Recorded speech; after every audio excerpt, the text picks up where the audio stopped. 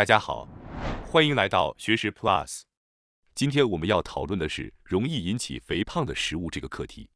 科学研究表明，如果我们不加节制地摄入某些食物，很容易快速增加体重。而这些容易导致体重上升的食物，通常具有较强的依赖性，让人一旦开始就很难停下来。因此，在日常生活中，我们要时刻提醒自己，尽量减少这类食物的摄入。否则可能会在不知不觉中摄入过量，导致体重的不断上升。今天推荐的这些食物类型，希望大家可以从减少摄入量开始，逐步掌握合理的饮食控制。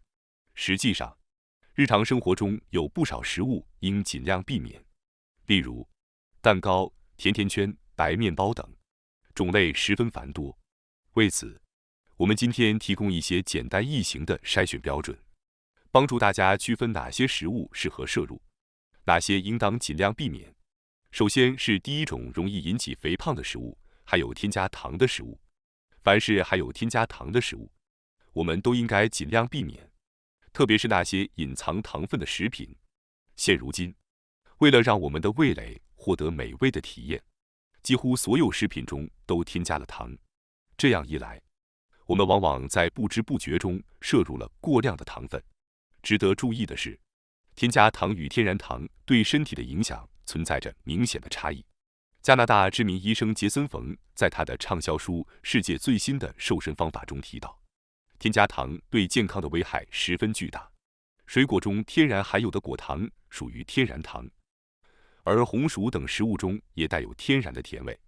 这些天然糖和人工添加的糖在对身体的影响上有显著的不同。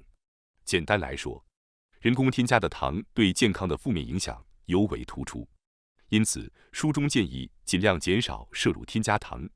那么，为什么添加糖会对我们人体有害呢？其中一个重要原因在于其含量通常会非常高，比如可乐和蛋糕中糖分的含量远超出我们的预期。为了预防蛀牙和肥胖，世界卫生组织建议每日糖的摄入量不应该超过25克。这实际上是很少的一个量，如果不加注意，很容易就会超出这一推荐值，增加蛀牙和肥胖的风险。举个例子，一瓶500毫升的可口可乐中含有56.5克糖，一瓶500毫升的奶茶中含有39克糖，一杯300毫升的星巴克拿铁中则含有25.8克糖。这些数字确实令人惊讶。很多含糖饮料的糖分远远超过了建议的摄入量。如果你每天早上有喝星巴克拿铁的习惯，那么光这一杯就已经超过了世界卫生组织推荐的25克糖量。这的确值得我们警惕。日本的木田沙二医生在《医生教您的最强饮食指南》一书中直言不讳地将罐装咖啡称为恶魔饮料。作为一位拥有20多年临床经验、精通最新医学数据和研究的医学博士，木田医生的警告无疑极具权威。他将罐装咖啡视为恶魔饮料，足见其危害之大。在众多的书籍和研究中，添加糖的危害被反复强调，尤其是在甜饮料和含糖的碳酸饮料中，这些液体形式的糖比固体更容易被人体所吸收，能快速提高血糖的水平。因此，减少含糖饮料的摄入对控制体重和保持健康至关重要。甚至可以说，摄入添加糖就像在体内注入毒药一样，会对健康产生极大的危害。在古代，食物中没有糖果、蛋糕或可乐等高糖的食品，糖分是珍贵的资源。为了生存，我们的大脑编程成一旦发现糖分就要迅速摄取。这种机制帮助我们的祖先在食物匮乏的时代生存下来。每当摄入糖分时，大脑就会释放出愉悦感，产生幸福的感觉。血糖上升还会刺激血清素和多巴胺的分泌，让大脑体验到快感。然而，现代社会充满了随处可见的甜食和含糖饮料，我们的大脑结构却几乎没有改变。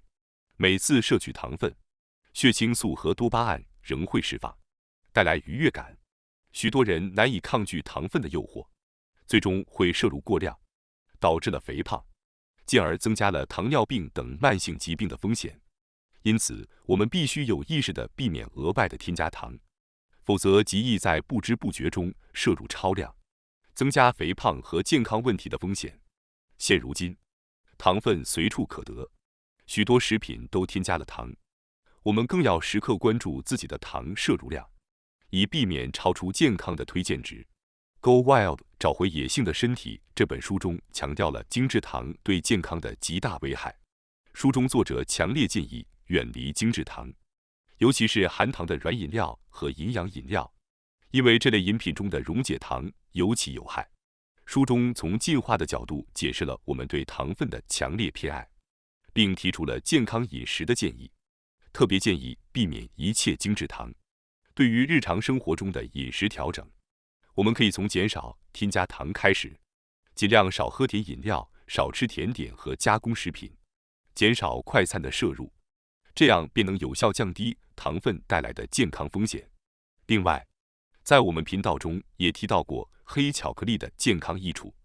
科学研究表明，含有70%以上可可的黑巧克力糖分较低，且富含抗氧化物，有助于保护心脏和提升大脑的功能。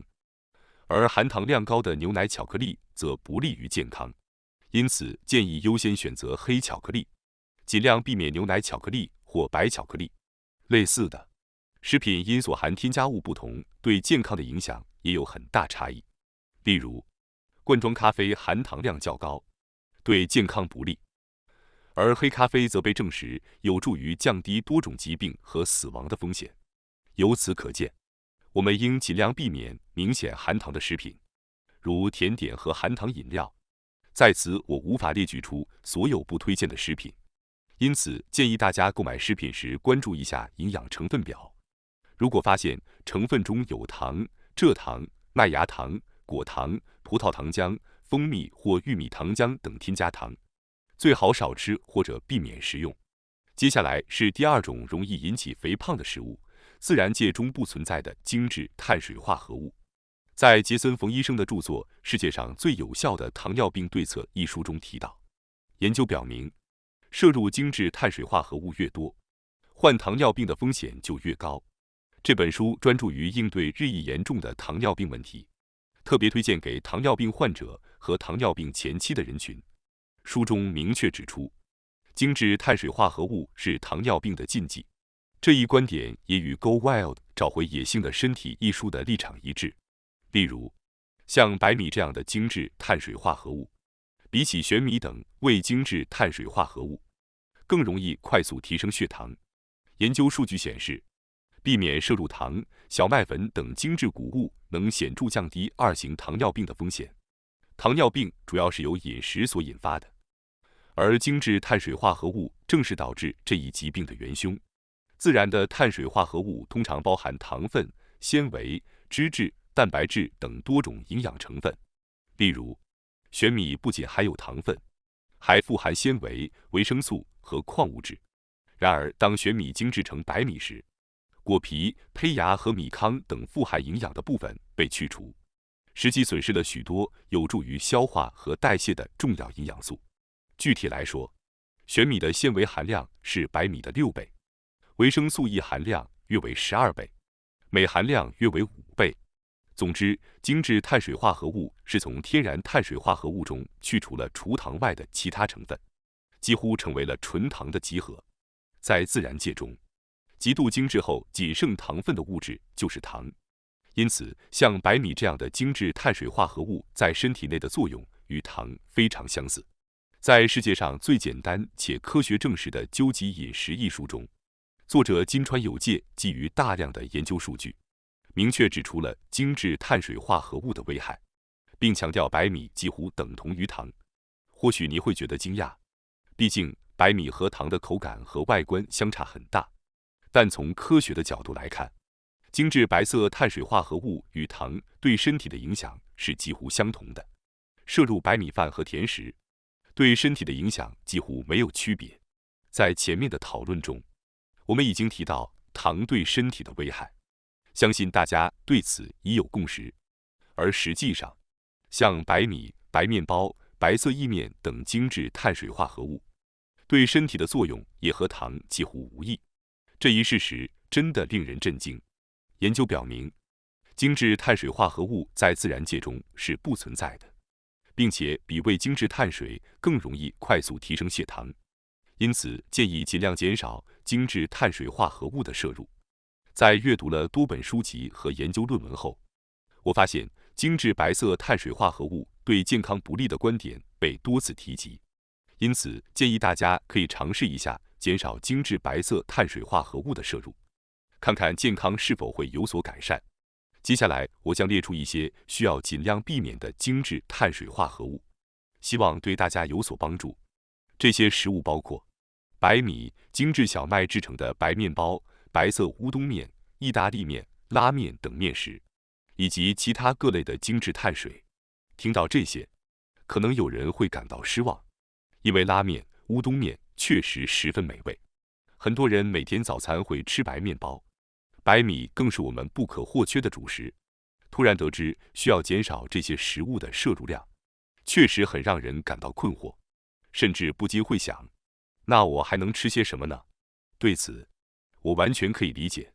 刚开始听到这些建议时，我也觉得难以接受。